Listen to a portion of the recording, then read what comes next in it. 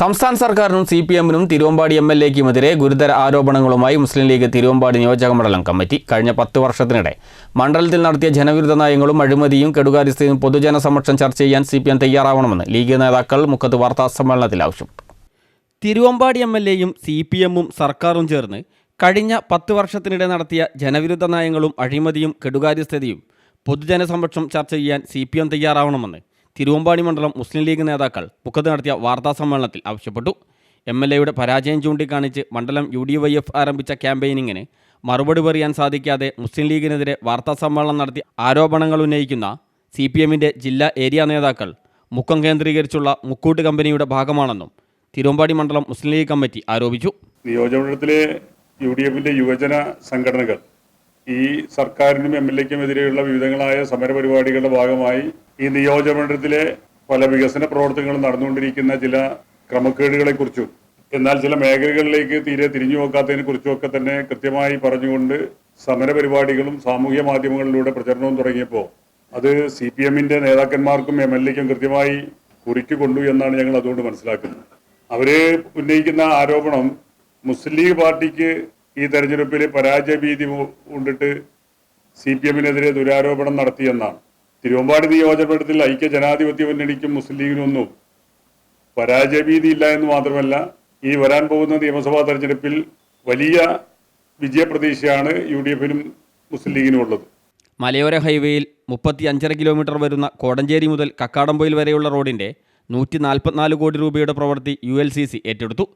രാജ്യത്തെ ഏറ്റവും മികച്ച ഏജൻസിയുടെ DPR-ൽ പറഞ്ഞ 2 പാലങ്ങളടങ്ങിയ 7.5 കിലോമീറ്റർ അടങ്ങിയ വെർജിൻ റോഡ് ഒഴിവാക്കി അലൈൻമെൻറ്റ് സർക്കാർ സൊസൈറ്റിക്ക് മാറ്റിക്കൊടുത്തത് കിഫ്ബിയുടെ ഒരു സർക്കുലറിലൂടെ മാത്രമാണ്.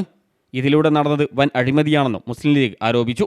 2026-ൽ തുടങ്ങിയ മുക്കം IHRD കോളേജ് 2011 വരെ വാടക കെട്ടിടത്തിൽ പ്രവർത്തിച്ചെങ്കിലും വാടക പോലും നൽകാതെ കെട്ടിട ഉടമയെ ബുദ്ധിമുട്ടിച്ചു. 2010-ൽ കാരശ്ശേരിയിൽ അധികാരത്തിൽ വന്ന UDF ഭരണസമിതി വാടക കുടിശ്ശിക തീർക്കുകയും സ്വന്തം കെട്ടിടം നിർമ്മിക്കാൻ തോട്ടക്കാട് സൗജന്യമായി 1 ഏക്കർ ഭൂമി കണ്ടെത്തുകയും ചെയ്തു.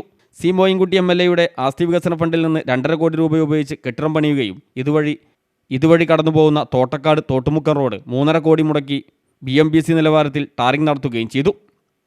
എന്നാൽ തുറന്നു വന്നവർ ഇത് തിരിഞ്ഞു നോക്കിയില്ല.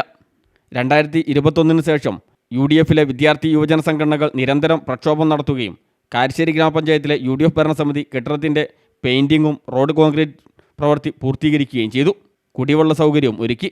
നിരന്തര സമ്മർദ്ദം മൂലം പുതിയ കെട്ടിടത്തിലേക്ക് കോളേജ് മാറ്റിയെങ്കിലും പുതിയ കോഴ്സുകളോ വാഹന സൗകര്യങ്ങളോ കുട്ടികളെ ആകർഷിക്കുന്ന മറ്റ് സൗകര്യങ്ങളോ ഒരുക്കാതെ കോളേജിനെ നശിപ്പിച്ചുകൊണ്ടിരിക്കുകയാണെന്നും മുസ്ലിം ലീഗ് ആരോപിച്ചു.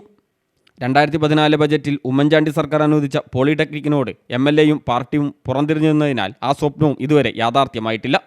ഇത്തരം നിരവധി നിഷേധാത്മകമായ സമീപനമാണ് MLA-യും CPM-ഉം നടത്തിക്കൊണ്ടിരിക്കുന്നത്. ഇതെല്ലാം CPM നേതാക്കൾ അംഗങ്ങളായി രൂപീകരിച്ച മുക്കം കേന്ദ്രമായുള്ള സ്വകാര്യ വിദ്യാഭ്യാസ ട്രസ്റ്റിന് വേണ്ടിയാണെന്നും മുസ്ലിം ലീഗ് ആരോപിച്ചു. അന്ന് MLA-യോട് ചോദിച്ചപ്പോൾ പറഞ്ഞു 7.5 കിലോമീറ്ററിന്റെ അലൈൻമെന്റ് ഞങ്ങൾ മാറ്റി അനക്കല്ലാമ്പാറ മുതൽ വെർജിനായി നിർമ്മിക്കേണ്ട റോഡും 2 പാലങ്ങളും അടങ്ങുന്ന ആ പ്രദേശം പൂർണ്ണമായി ഒഴിവാക്കി. എന്നിട്ട് നിലവിലുള്ള പീടിയപ്പാറ കള്ളിപ്പാറ വഴിയുള്ള എക്സിസ്റ്റിംഗ് റോഡിലൂടെ ആ അലൈൻമെന്റ് കൊണ്ടുപോകാൻ വേണ്ടി കേരള ഇൻഫ്രാസ്ട്രക്ചർ ഫണ്ട് ബോർഡ് എന്ന് പറയുന്ന കിഫ്ബി ഒരു സർക്കുലർ ഇറക്കുകയാണ് ചെയ്യുക. അതിന്റെ CEO chief secretary Abraham sir അതിന്റെ പേരിൽ ആ അപ്രൂവ് ചെയ്ത അലൈൻമെന്റ് മാറ്റി ആനക്കല്ലമ്പാറന്ന് കൽക്കാടംപൊയിലേക്ക് പുതിയ നിലവിലുള്ള വഴിക്ക് പോകുന്നു. എന്നാൽ 6 വഴിക്കുള്ള ഒരു റോഡ് പ്രവൃത്തി ഇതുവരെ ചെയ്തത് നമുക്ക് കാണാൻ വേണ്ടി കഴിയില്ല. അപ്പൊ നമ്മുടെ ഉന്നയിച്ച ആരോപണം എന്താണെന്ന് വെച്ചാൽ ഈ 35 കിലോമീറ്റർ ഉള്ള മലയോര ഹൈവേയുടെ റീച്ച് 144 കോടി രൂപയ്ക്കാണ് ടെൻഡർ ചെയ്തിട്ടുള്ളത്. ആ ടെൻഡർ ഏറ്റെടുത്തിട്ടുള്ളത് ഊരാളുങ്കൽ ലേബർ കോൺട്രാക്ട് കോപ്പറേറ്റീവ് സൊസൈറ്റിയാണ്. അതിൽ ഈ പറയപ്പെടുന്ന 7.5 കിലോമീറ്റർ അലൈൻമെന്റ് മലയോര ഹൈവേക്ക് സൂട്ടബിൾ അല്ല എന്ന് പറഞ്ഞുകൊണ്ട് ഒരു കിഫ്ബിയുടെ ഒരു സർക്കുലറിന്റെ ഭാഗമായി ഒഴിവാക്കിയപ്പോൾ ഏതൊരാൾക്കും ഏതൊരു കുട്ടിക്കും കണക്കൂട്ടിയാൽ മനസ്സിലാക്കാം 144 കോടിയിൽ 7.5 കോടി വെർജിൻ റോഡ് 2 പാലം ഉൾപ്പെടെയുള്ള പ്രദേശം ഒഴിവാക്കിയപ്പോൾ അതിന്റെ DPR-ലുള്ള എമൗണ്ട് കുറയാണ് വേണ്ടത്. പക്ഷെ ഇപ്പൊ നമ്മൾ വിവരാവകാശ നിയമപ്രകാരം ഒക്കെ തന്നെ എടുത്തു കഴിഞ്ഞ സമയത്തും ഇപ്പൊ നിങ്ങൾക്ക് പരിശോധിക്കാൻ നമ്മൾ തരാത്ത എന്താണെന്ന് വെച്ചാൽ ആ റോഡിന്റെ പ്രവൃത്തി നടത്തിയ കിഫ്ബി ആൻഡ് കിഫ്ബിയുടെ സൈറ്റിൽ നിങ്ങൾക്ക് ഇപ്പൊ ഇന്ന് പരിശോധിച്ചാലും കിട്ടും. ഇന്ന് ഞാൻ നോക്കിയിട്ടുണ്ട്.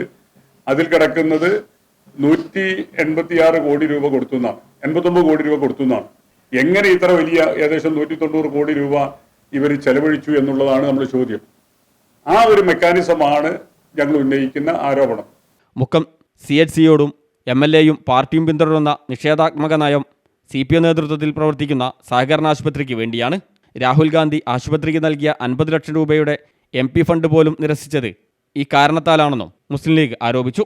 തിരുവമ്പാടി മണ്ഡലത്തെ കർഷകദ്രോഹ നടപടികളുടെയും അഴിമതിയിലൂടെയും വിദ്യാഭ്യാസ ആരോഗ്യരംഗത്തെ കച്ചവടത്തിൻ്റെയും കേന്ദ്രമാക്കി മാറ്റിയിരിക്കുകയാണെന്നും ഇവർ ആരോപിച്ചു. മുഖത്ത് നടന്ന വാർത്താസമ്മേളനത്തിൽ നിയോജകമണ്ഡലം മുസ്ലിം ലീഗ് പ്രസിഡന്റ് CK കാസിം, പുതുക്കുടി മജീദ്, ഗഫൂർ കല്ലുരുട്ടി, യൂനുസ് പുത്തലത്ത്, ദാവൂദ് മുത്താലം എന്നിവർ പങ്കെടുത്തു. CTV പ്രാദേശിക വാർത്ത, മുക്കം.